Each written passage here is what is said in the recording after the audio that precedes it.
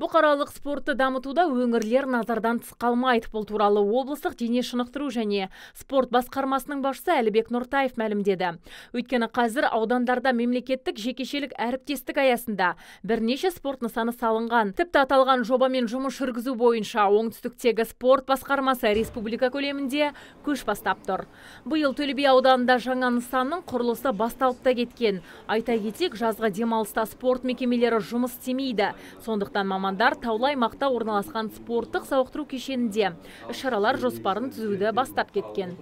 Биылғы жылы сол жоспар жасалып, жоспарлы түрде осы 3 айда мүмкіндігінше сол біздің ауылдағы спортшыларымызды қамтып, өз жерде жалғыз демалып емес, ары қарай спорттық шеберліктерін шыңдауға да толық мүмкіндіктері бар. Бізде өңірлер тыс қалып жатқан жоқ, себебі біз қазір өңірлерде де спорт нысандарын көптеп салып жатырмыз. Оны мысалы айтатын болсақ, біз жаңағы Бәйдібек, Сарыағаш, Арыс, Қазығұрт, Түркістан барлық аудандарда спорттық сауықтыру кешендерін, Шардарада да былтыр салып іске қосылдық.